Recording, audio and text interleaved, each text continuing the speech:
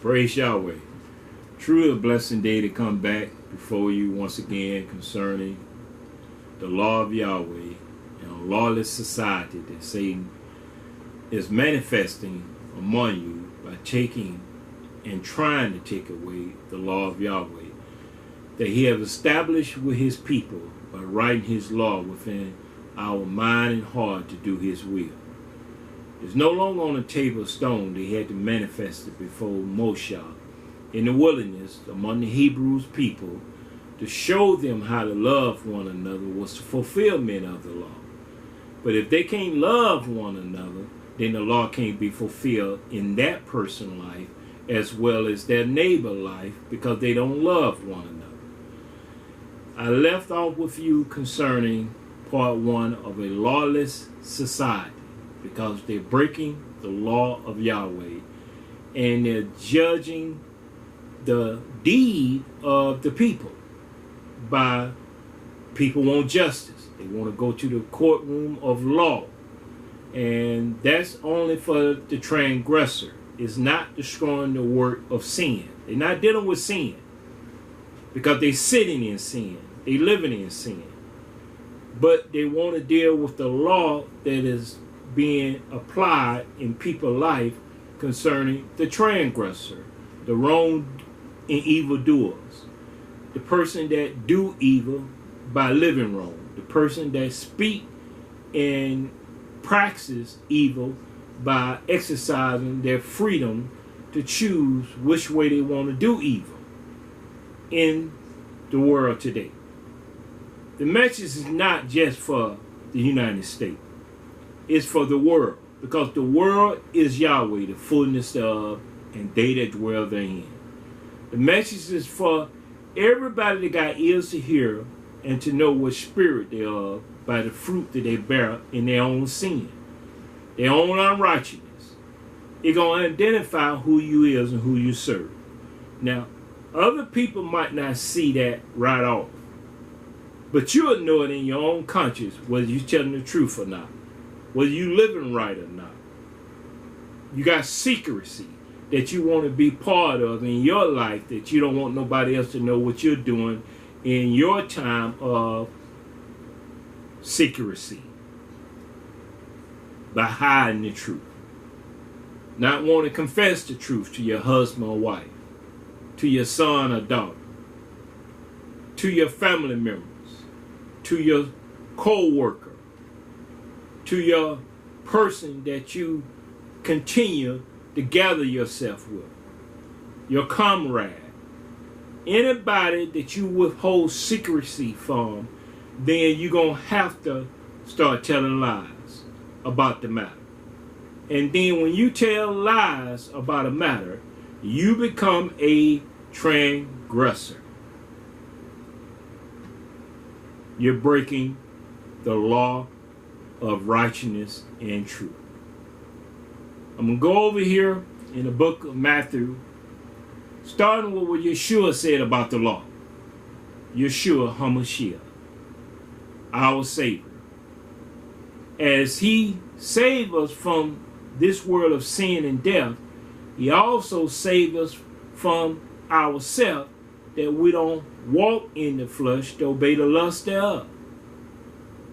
Because we can destroy the work of the devil if we take on his spirit. And if any man have not his spirit, as Saul said in Romans 8:9, Paul said in Romans 8:9, if any man have not the spirit of Yeshua, he's none of his. That means Yeshua don't know you. You might know him. You might know the name you want to call Jesus, Yeshua, Jehovah, whatever name you desire to call. You still can't bear the fruit of righteousness in truth by his spirit that he was sent in the Father's name, the Comforter, because that Ruach Kadesh, Holy Spirit, is going to reproof the world of sin and righteousness and of judgment. And if you ain't serving, you can't do that. If you don't have his spirit, you can't reprove sin, and you can't live in righteousness, and you can't judge Satan because he's the prince of the power of the air that now works in the children of disobedience. Ephesians chapter 2, verse 2. So understand the matter. If the law is no longer in effect, then you are dealing with a lawless society. If you don't want to be governed by the law of Yahweh, then the law of man can't govern you, because you ain't going to stop sinning. It'll deal with the law of you being a transgressor and breaking the law of man, but you will reap what you sow in the day of judgment when you leave this earth and you die, and you got to take your deeds with you to give account for what you have done in this earth while you were living. Then you will be found being cast into the lake of fire for eternity, tormented in a flame. It ain't no party in a flame. It's torment, weeping and gnashing of teeth. You ain't gonna be drinking, smoking, and living with harlots and sodomites and stuff. Man on man, a woman on woman. No, the soul that sinneth, it shall die the death of eternity, lake of fire. The soul that sinneth, that live in sin, that die in sin, you will be cast into the lake of fire. So come to an understanding. Yahweh is not mocked. For whatsoever man soweth, so shall he reap. That's in Galatians chapter 6, verse 7. But we're going to start in Matthew chapter 5, verse 17. Yeshua said, think not that I am come to destroy the law. And people think that way. They think that he came. Except he came, they begin to talk about the saving, I'm a Christian now, I'm a believer now, I believe in Yeshua. But this is the fruit that don't bear witness with the truth. He said, think not that I come to destroy the law. So you think he came to destroy the law because you said, Paul said we're not up under the law but under grace. But you can't find the word grace being ministered in the mercy seat that you read in the book of Psalms 100 and verse 32, 36. And in chapter 136, the whole chapter is talking about Yahweh mercy. Every verse of 136 is dealing with his mercy endurance forever. Now may Israel say, you read Tehillim, the book of Psalm 118, chapter verse 1, 2, and 3, you'll see it's declaring the same thing about his mercy. You read this whole Bible and start pinpointing the word mercy, and you begin to understand what Yahweh is. He'll give you a chance to be merciful, and he'll allow his spirit to govern you in his mercy when you ask for mercy by repenting and say, Yahweh, please forgive me and deliver me and heal me and make me whole that I may worship you in spirit and in truth. You're asking for mercy to come out of his judgment. You don't want to be condemned with the world in sin and death. Yeshua said, think not that I have come to destroy the law. No.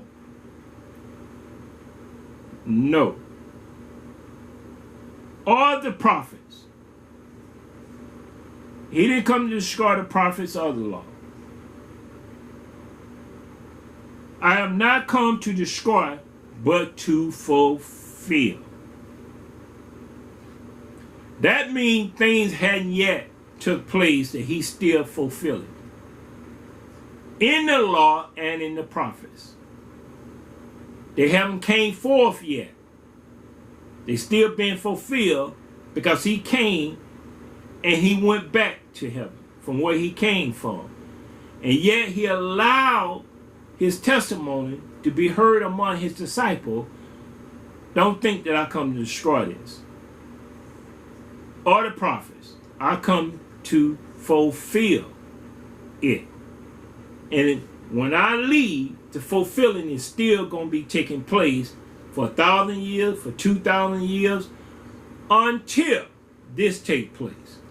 Verse 18. For verily I say unto you, till heaven and earth pass, and heaven and earth has not passed yet. You ain't living in a new heaven and a new earth when Yeshua came. This earth was not that earth that he came in. This is the same earth. This is the same heaven that he came up under and dwelt among man. This is the same earth that he came up under and dwelt among women. This is the same earth that he came in and dealt with Pilate. He dealt with King Herod. He dealt with all those people. This is the same earth. Up under the same system that it was then is now. The Roman Empire, the Roman Catholic Church, Catholicism, religionism, denomination. It's the same heaven and earth. So stop thinking that the law and the prophets was destroyed. No. Sin ain't destroyed yet. Satan's still in this earth. The same spirit that he dealt with Satan with, we're dealing with. There's not a new heaven and earth came yet. So he declaring unto you, don't err in what you're saying, thinking that he came to destroy the law or the prophets. And that's what we're going to get into in part 2 of the law of Yahweh being fulfilled. And Satan is trying to destroy that law through saying that you're not up under the law, but you're up under grace. And you live by faith. You can't live by faith. The system won't let you live by faith. Your neighbors won't let you live by faith. They'll let you live by the evidence of you being there and you own that house or you living in that property and stuff. But if you come there and you start living and you don't have no ownership, you know what gonna happen? The law gonna come. You're trying to homestead that place. You're trying to get in and you haven't labor or work or pay no bills to own that property, and yet you saying you stay there by faith. Your neighbor gonna say, no, you don't stay here by faith. I know the neighbor that bought this property, that live in this property and stuff. It's evidence, it's witness. I'm a witness to who live beside me. You ain't gonna come and say you're living by faith beside me. There's no evidence that you do that. You ain't got nothing to prove that you should be here. Yet you say you want to live by faith. You think Yeshua came to administer to you of faith. No, he didn't. Satan doctrine put faith into place, trying to replace truth and trust and relying upon Yahweh. That's what he came with, his ministry of grace and faith teaching. Your neighbor across from you was to tell you, I'll be gone a month. Look out for my house. When they leave, they're asking you to look out for their house, their dwelling. You're their neighbor. Someone come in and say, hey, I'm living here by faith. The first thing you gonna witness to them is that you are not the one to stay here. There's no evidence. I need to see evidence that you got paper, you got title, you got everything to be beside me, when my neighbor, the last time I seen them, told me to watch out for their house. Now the police get involved. And the police said that, hey, you have broke in. You have transgressed the law of that person by breaking into their house. And you're trying to say, because they weren't there, you can come in and live by faith, the evidence of things not seen. That means you don't have no evidence and you can't see them because they don't possess nothing. That's a doctrine that people are trying to live by. But truth is that you heard your neighbor, asked you, and allowed you to know that they were leaving, and for you to watch out for their house. And the truth is that you know your neighbor, and you know that your neighbor has lived there for so many years, and you know that they are living there according to the law of the property. They got evidence to prove they live there. So when a lying spirit comes, you're going to rise up against it. But the lying spirit is in every church today, and no one rising up against it. It's been accepted for 1,000 years that the just shall live by faith. How can you be just with no evidence or anything proving that this is the truth or not? And you're trying to live by faith when you should be living by truth. Truth will set you free. Truth will allow you to know when someone telling you the truth and when someone trying to tell you a lie. Truth do that. The just shall live by truth. If someone tell you, I will pay you this day or that day, and you're working, and when that day comes, if you don't get paid, then you want to know the answer to that question, why I didn't get paid this day. Somebody tell me the truth, because I labor for every day I work for, and then it's time for me to get my money. And then when I get my money, it's because you owe me that for my labor. Don't tell me something else to live by faith. You want to live by your wages.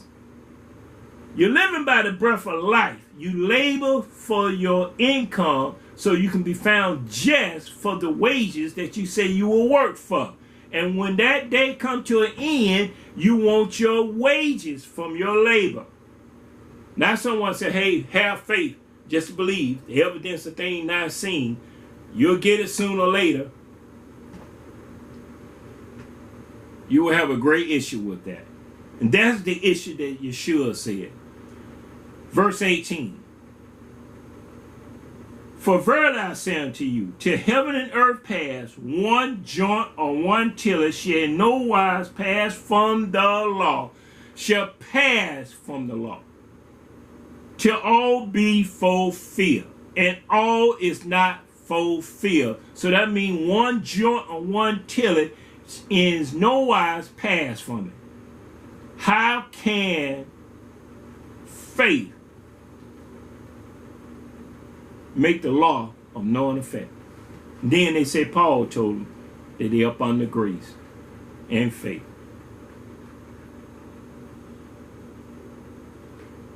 When he say, think not that I come to destroy the law of the prophets. Let's turn over to the book of Luke. The book of Luke, 24th chapter. Luke 24.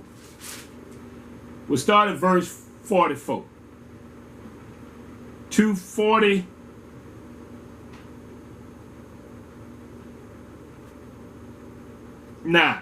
because you can read the rest and see the other 2-3 scriptures there yourself. I'm going to take you to this. And when I say I take you to these, you can continue to read yourself to get the whole message of what I'm saying.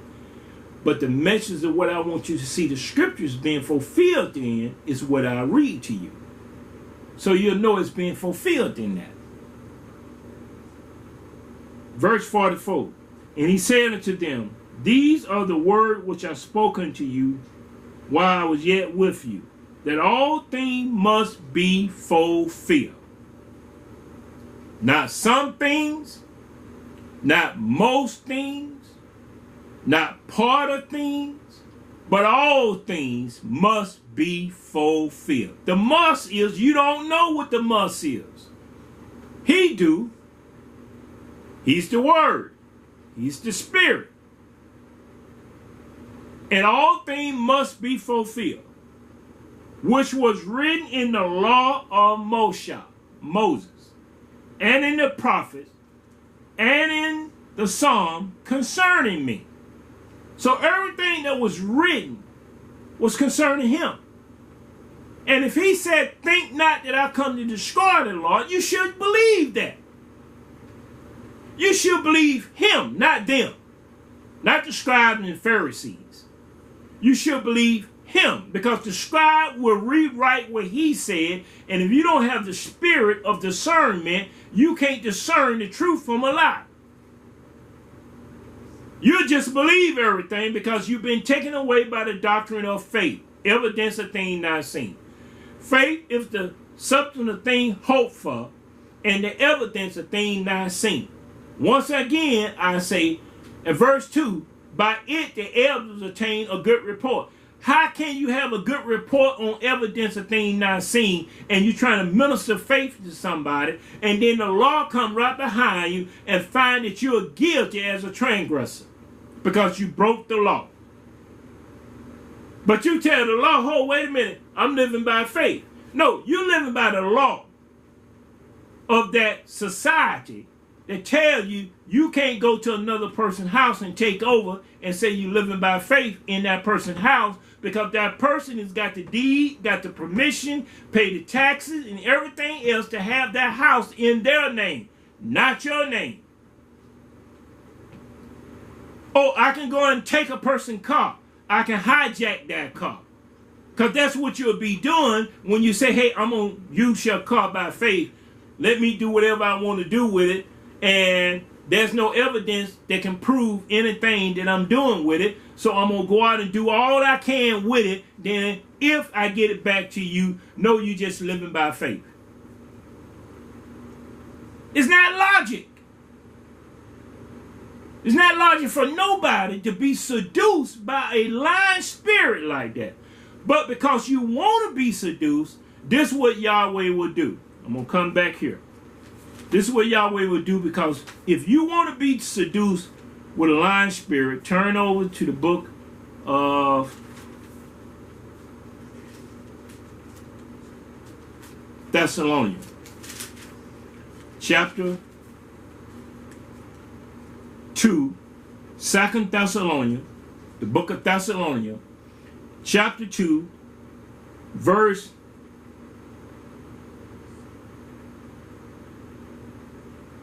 7. Let's start at verse 7. Thessalonians chapter 2. 2 Thessalonians chapter 2, verse 7. For the mystery of iniquity does already work. Only he who now letteth will let until he be taken out of the way. Who letting this spirit of iniquity work? Because that was something that you're not understanding. Because Satan, right here, the mystery of iniquity does already work. It worked in faith and in grace. When people say, hey, we're saved by grace, not by works, you still going to go out and do work to produce the fruit that you need in your life to continue on, to clothing yourself, to feed yourself, to provide for yourself and your household, that come through the fruit of your labor. But if you're saying you don't have to labor, then what planet you living in? What earth are you in? Because you're going to labor one way or another. If it ain't nothing but the labor to get out of the bed, you're going to labor to get out of the bed. And if you can't get out of the bed, then someone going to have to help you, because you're not able to labor for yourself. But you're going to labor. You ain't going to escape not laboring for what you have necessity of and need. So we come together as one to know what spirit is taking place, the spirit of iniquity. Verse 8, and then shall the wicked be revealed, was finished 7. Only he who now letteth will let until he be taken out of the way. That means Satan taken out of the way. That means Yahweh's letting the spirit of iniquity work. until Satan be taken out of the way. And then shall the wicked be revealed, whom Yahweh shall consume with the spirit of his mouth, and shall destroy with the brightness of his coming. Even him who coming is after the work of Satan. And this is the work of Satan. Yeshua coming is after the work of Satan. With all power, this is the work of Satan, with all powers and sign and lying wonder. And with all deceitfulness of unrighteousness in them that perish. And these people are perishing with this kind of spirit of iniquity in them. People you know are perishing. People you have went to the funeral and you say, oh, they gone. I can't believe they gone. They got killed. They died. They're gone. But the righteous, if someone serve Yahweh, is taken for a reason. Now, as I say these things, I ain't leaving you out here with these scriptures. I'm going to bring you right back so I can go right back to where I started from, so you can have a complete understanding in spirit and in truth. The righteous is taken away, not like the wicked. Isaiah. Let's go in the book of Isaiah. Hold on to your pages. Well, we starting in Luke, starting in Matthew 5, 17 and 18. We got that. We went over to Luke. Let's go back to the book of Isaiah, chapter 57, verse 1. Now this is dealing with the righteous that the prophet declared concerning the matter. The righteous perish, and no man lay it to heart. No man or woman consider a righteous person perish, but they'll consider a wicked person, an actor, a movie star, an entertainer. They consider when they perish. Oh, they want to send flowers. They want to put everything out there and stuff. But they don't consider why a righteous person perish. Because the righteous person vexes them. Because a righteous person tells them the truth. When they don't want to hear the truth, they take it personal and get offended. They don't care. They're glad to see a righteous person perish. But the righteous didn't perish. They were just taken out of the way. The wicked perish. And when it said the righteous right here perish and no man lay it to heart, that means the righteous leave, has left the earth. The righteous. The wicked gonna leave the earth in a suffering, in a way that's, they want everybody to come and help them before they die.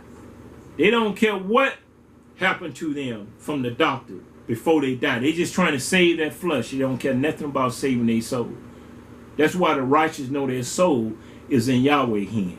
The righteous know that their life is in Yahweh's hand. That Yeshua came and set the captives free. That they're free because the Son set them free indeed. So they have victory. They have victory over death. The death has no sting over them. The grave has no place that it can torment them in and stuff. Period. Let's read on. And no man lays to heart, and the merciful men are taken away. Merciful men, not faithful men, not grace men, but merciful men that obtain mercy, that show love and kindness, that show humility and being humble to address a matter in the spirit of self-control. You never saw them get out of control. They stayed in control because they were dealing with Yahweh creation. They were dealing with human beings. They saw a human being as a being that had an image and likeness of their creator. Satan has taken that away from this society. People don't see people no more in the image and likeness of their creator. They see them as brute beasts, vile, vicious, ready to kill, ready to shed innocent blood, warring with themselves, cursing, screaming, hollering in madness. That's what they see and witness. But a righteous person and a merciful person in that self-same spirit, one spirit, is taken away. None consider that the righteous is taken away from the evil to come. That's why some of the brothers I have met that I know that are righteous, I know that Yahweh took them. Because Yahweh didn't want them to bear the evil to come. They had been pleading. They was tired of dealing with the nature of rebelling people that would treat one another unhuman. Not like they're even human beings. And most of the people that have that kind of spirit, that talk that way and act that way and live that way, are confessing upon the denomination in the manner of they're saved. They're saved. The wicked perish, and everybody want to consider what they have done. They'll send plants, gifts. They'll send things to one another concerning that person left the earth. But they're going to enter into judgment and then be cast into an eternal lake of fire. And most people don't consider that when they leave. They have left this earth, and they will be judged on the day of resurrection and stand before their Maker and Creator and give account for every deed that they have done. No one gonna be acquitted. You're gonna be judged by your fruits. You gonna know which way you're going. When he said, "Depart from me, ye workers of iniquity, I never knew you." By your fruits that you did in the earth, he gonna say, "Depart from me, I never knew you." By the law that you say you was not up under, and you had the liberty, and you did have the liberty to do whatsoever you will, you had that liberty. You're gonna be judged by that liberty and be cast into the lake of fire. You won't be acquitted. Yahweh gonna bring every secret into judgment, whether it be good or evil. You won't escape. So the righteous here is being taken away from the evil to come. And he or she or they or them shall enter into peace. They shall rest in their bed, each one walking in his uprightness. But you see what it said, draw here near you, sons of sorcerers. It tell you what the other seed is about. Isaiah declared that. But they're taken away. We're going back over here to Thessalonians. And it's showing you that some people of Yahweh is not able to bear what's coming upon the face of the earth. And those that are able to bear it, they bear it not by power nor by might, but by his spirit, said Yahweh. And his spirit gonna govern them. That law gonna be written in their heart and mind to do his will. There's nowhere they're gonna be without law. The law is gonna protect them. It's gonna govern them. It's gonna strengthen them. It's gonna keep them. It's gonna protect them. It's gonna show them, don't enter into this path, because this is the path of the transgressors. Don't sit with these people, because these are the people, the congregation of the transgressors. Don't live like that, because you're supposed to be set apart. You're supposed to be holy as he is holy. So you got conditions that is govern you, and everything that is govern you is up under his law. That's why Yeshua said, think not that I come to destroy the law or the prophets. Don't think that I come. But because Satan is trying to do that, he has to work through the spirit of iniquity, the evildoers. And with verse 10, and with all deceitfulness of unrighteousness in them that perish, because they receive not the love of the truth, that they might be saved. That means they don't have no more love for the truth. Yeshua said in Matthew 24th chapter, he said, because iniquity shall abound, the love of many shall wax cold. The love of many shall wax cold toward the truth. When you try to discuss a matter concerning a matter that might have took place and someone got a misunderstanding of that matter and stuff, and you're telling them the truth, they will shun you or they will come against you because you have a love for your Creator to speak the truth to them, because the truth sets you free from a lying spirit that they want you to use so they can come back with another lying spirit. They don't have a love for the truth. And because they don't have a love for the truth, in this society today, people don't have a love for the truth. If they did, they would have never, ever, and hear me well, never, ever let this system establish itself in God we trust. Because no one asked the question, which God you trust? Who do you trust? Because in that statement, in God we trust, is on the currency of money. And people trust currency of money more than they trust their soul in truth.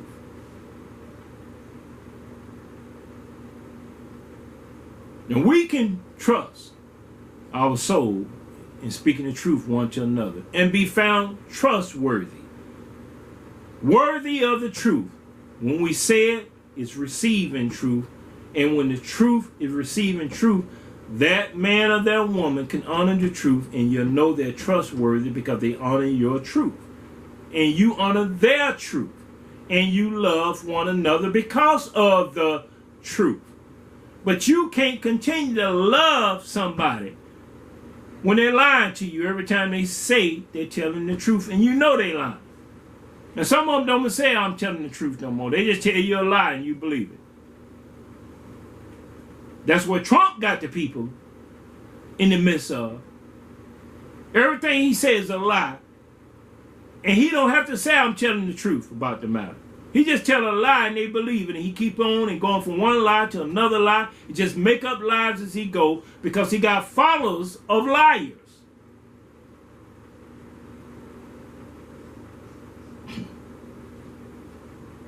Because they receive not the love of the truth that they might be saved. Truth save you. A lie damn you. A lie will have you have your part in the lake of fire that will prepare for the devil and his angel. When you cannot stop telling a lie, it's because the spirit of iniquity is in you that deep. You don't have a conscience no more for the truth. You don't have a conscience no more for someone that you say you love because you can't tell the truth about the matter, what you've been doing. At the same time, you confess with your mouth that you love them. Hallelujah, Abba Yahweh. Let's see what else it said. Verse 11, for this cause Yahweh shall send them strong delusion. Strong delusion. Delusion be so strong that a person don't even have to ask for anything behind it, because they're liars and they believe in a liar, and both of them are falling to the ditch.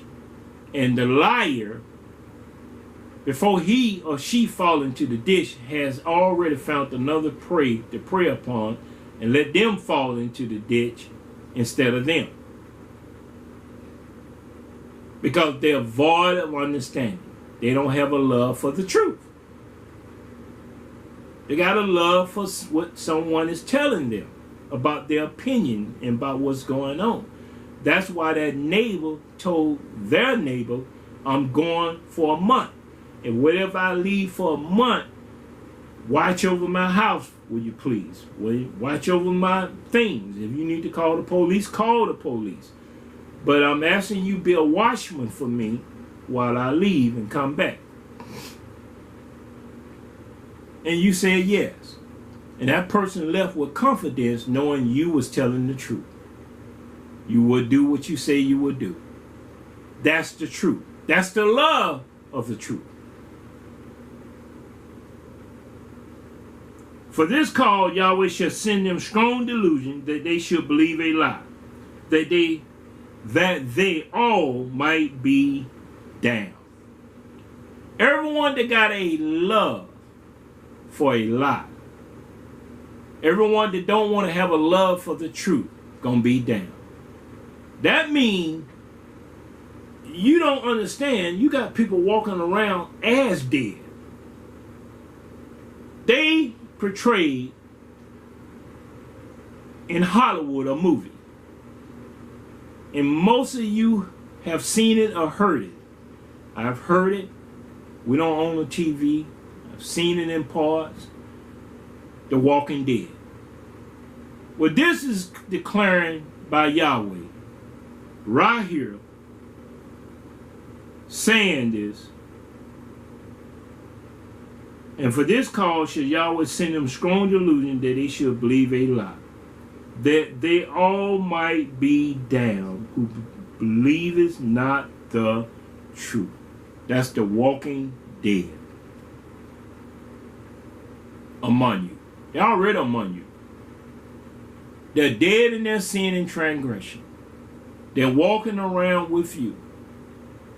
And if you get in the midst, they'll feed on you.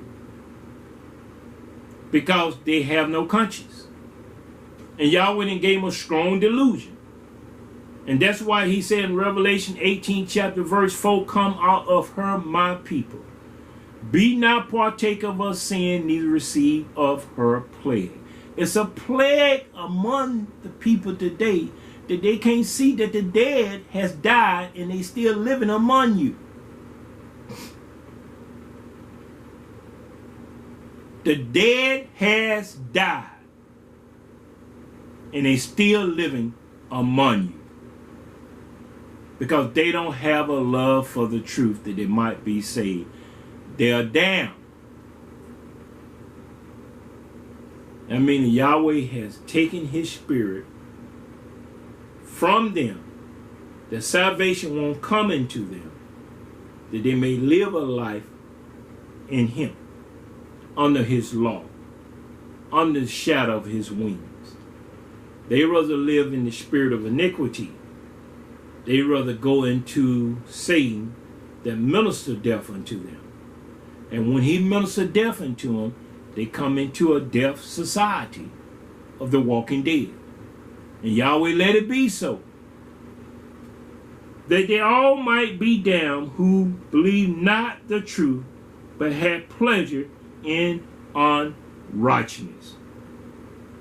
But we are bound to give thanks always to Yahweh for you. That's what Paul is telling them, brethren, beloved of Yahweh, Yeshua, because Yahweh had from the beginning chosen you to salvation through set apartness of the Spirit and belief of the truth, not faith, of the truth. When you want to put faith in the midst of this, you're part of the walking dead. If you want to be revived to come back among the living, you're going to have a born again spirit. You're going to have to be revived from the old nature to take on a new nature, because it's decaying, it's dead, it's down.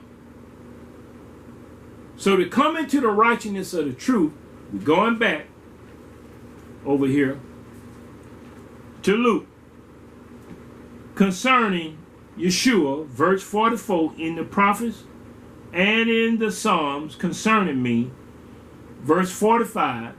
Then open he their understanding, that they may understand the scripture.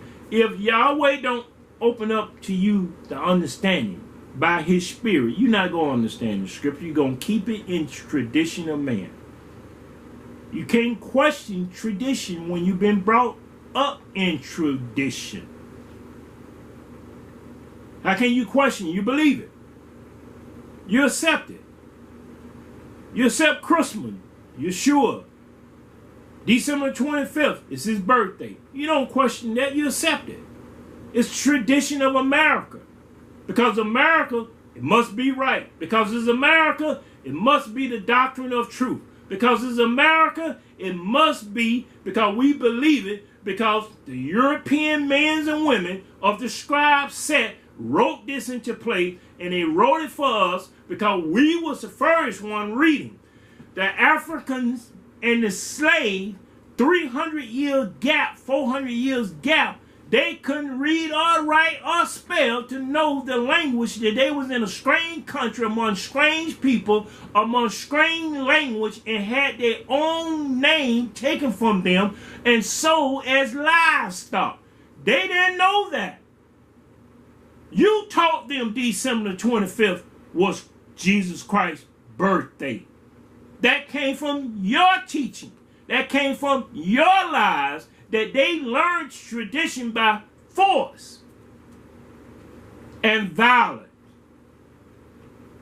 That's the only time they had a chance to rest and sing their songs of captivity. Christmas Eve and Christmas morning. Because you taught them that Jesus Christ put him an image on a cross as a Caucasian man with blue eyes was the savior of the world. They couldn't read, write, spell, or anything. And the one that could read in secretly could only read a little because they needed books and they had to be taught. So Booker T. Washington, George Washington Carver, Harriman Truman, and all the other ex-slaves that was independent and wanted to go back then and stuff, they had no knowledge of the truth. Tradition taught them that Christmas, Jesus Christ, was a Caucasian, blue-eyed man that died for their sin and was hung on a cross. And that 300, 400 year gap was being exercised upon a people that had and had not. And the people that had it kept the tradition going forth because in the tradition they had authority over the one that was subject to them. They had authority over the one that they gained the privilege to change their name, to divide the husband and wife, and to raise their son and daughter as their own livestock, and to breed them and teach them American doctrine.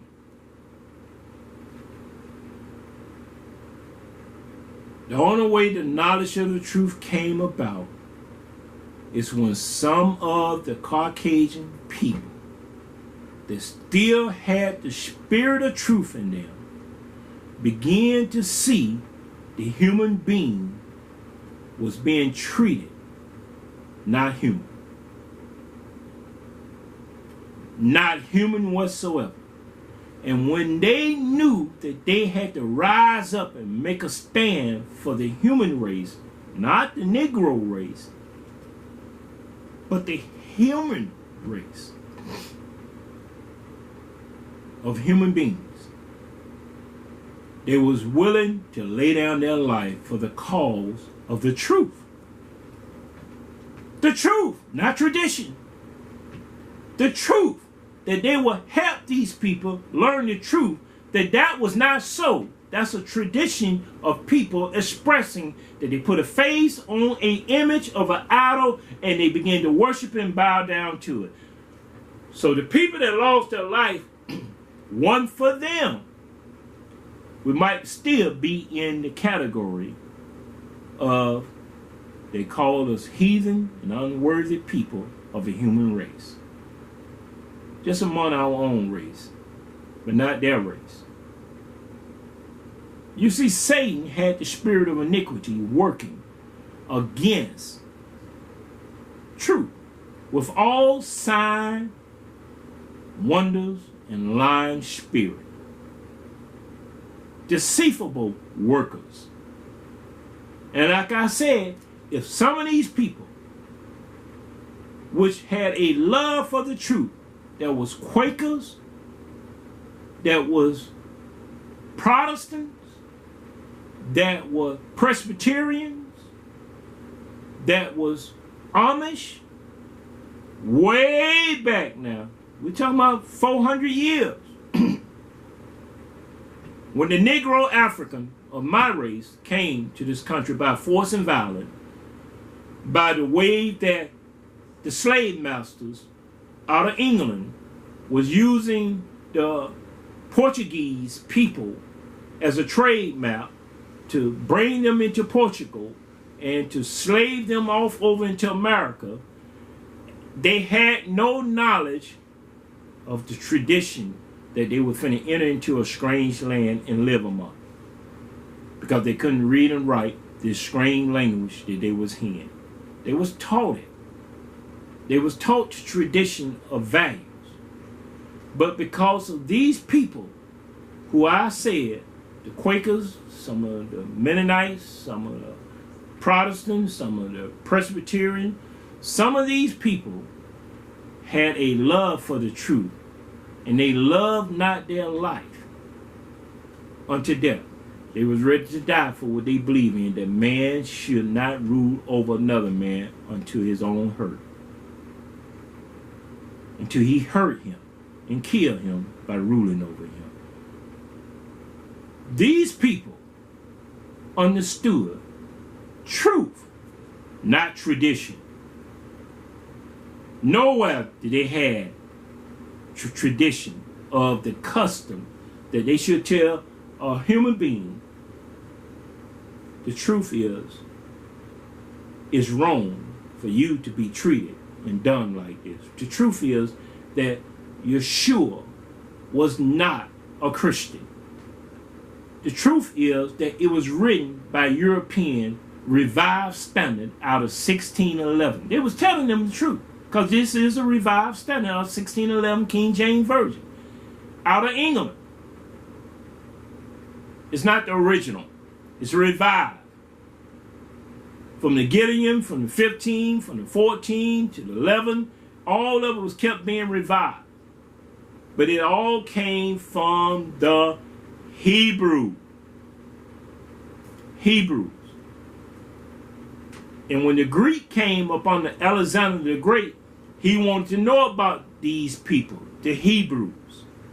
So the Greek began to have Hebrews help them translate this from Hebrew to Greek, so they can put it into play among their tradition.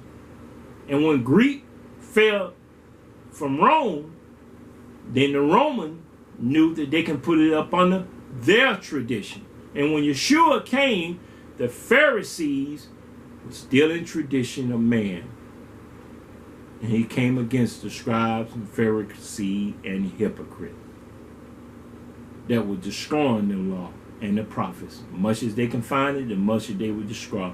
That's why the Dead Sea Scroll was hidden in caves and catacombs, in places that they can put the truth away so it can be discovered by righteous people.